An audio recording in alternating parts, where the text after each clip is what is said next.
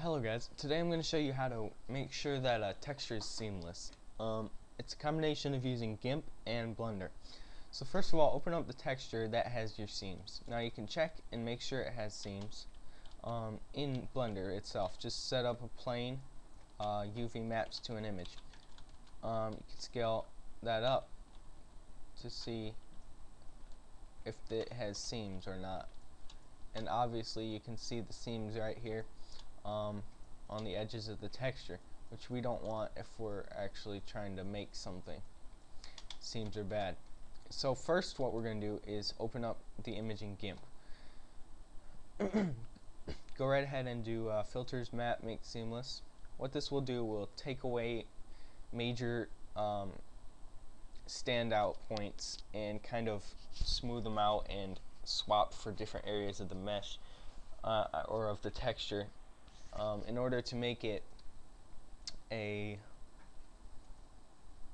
less likely, it won't look as tiled when you when you load it in. So if you reload it now, you can see that the seams are almost gone, or maybe they even are completely gone, but that's not what matters. GIMP can do that for you, but the problem is the variation. There isn't much variation, or the variation is way too large. You see this little curve right here, it's so repetitive. The texture is so repetitive that you wouldn't be able to do anything. So what I'm going to do is go over here and select texture paint, enable image painting, and open up your properties. Now first of all, what we want to do is go down to texture. No. First change the type right about, let me find it. Yeah, tool, and change it to clone. And now make sure you click on your texture.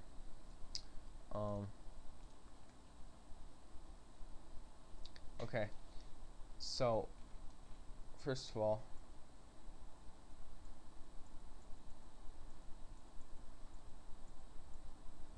this was a lot easier in Blender 2.49 because of the cloning technique that they had to use. But here it's slightly different. So if you'll just bear with me for a minute. Okay, so you gotta go to image and select your grass texture, and now you can right click and move around what you could call a duplicate layer. Okay, so you see where the problem comes in. It is right about here. You see this curve right here. That's what's repeated over and over, and that's what's causing us the most trouble in repetition. So find a part of this, like right here, that maybe isn't so bad and repetitive, and move your duplicate layer over top of there and start painting away at this other part.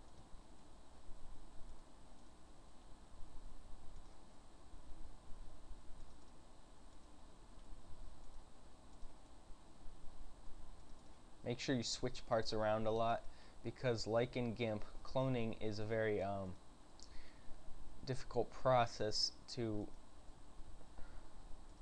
get looking realistic. Otherwise you have like big variations and stuff.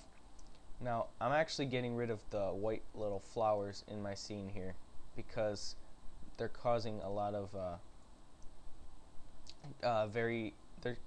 they're causing a lot of nasty tiling effects, and you can see the pattern in the flowers, which is not good. So we still want some variation, we just don't want it to be too noticeable, if you will. So it's coming along better now. Now there's just this one main splotch here, right here, yep, that we want to get rid of.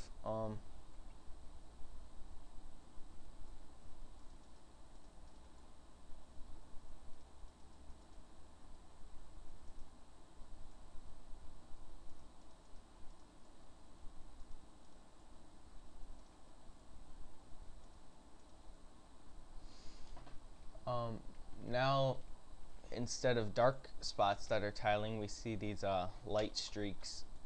So just kind of tweak it until you get like a less tiling effect.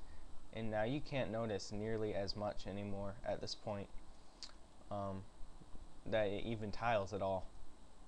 So that's a good thing.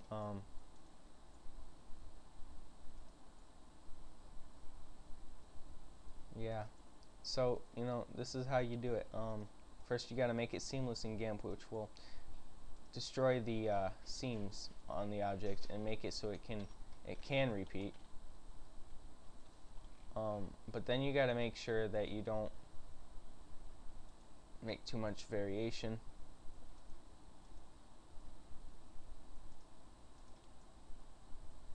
You got to keep it somewhat the same in Blender. But I'm completely changing this texture because originally it was very there's long grass all over. I am doing this in 2.57b if you haven't noticed, but it isn't.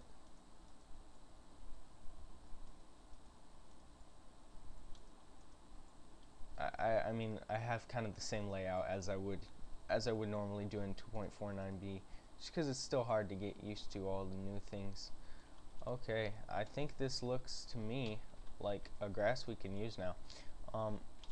At this point, it tiles pretty nicely. You can always go in and change things even farther, tweak the texture how you want. I mean, you could even clone a different texture over top of this and paint like some dirt here or some dirt there and make a dirty grass texture. And what that will do for you is just, I don't know, create like, all it will do is just create a different texture basically. It won't be a grass texture anymore, it'll be a dirt mixed with grass texture.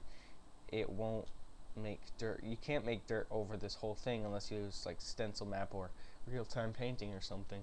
But you can make within the texture itself something like that. So that's a new grass texture I can use. Woohoo! Oh, it looks like I got a problem down here on the bottom, like right there. So we gotta make sure that we get rid of that.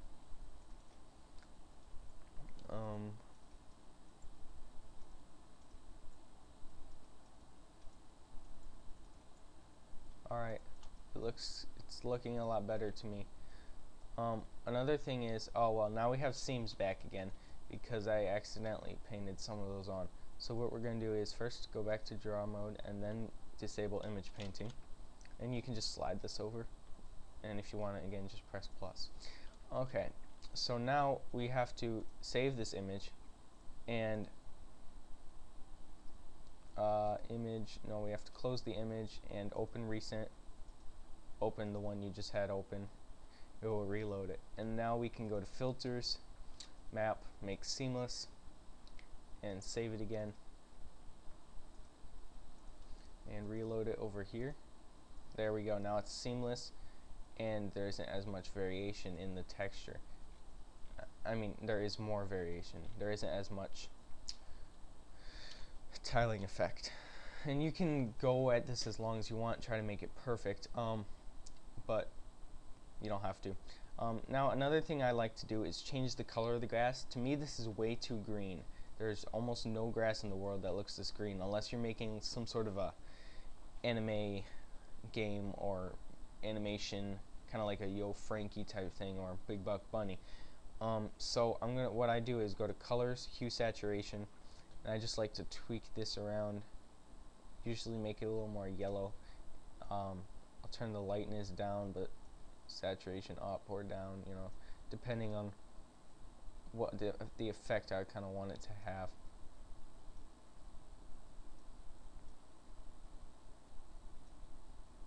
Now it's kind of more brownish green, and you can just, you know, save duplicate copies if you want, or just save that one itself.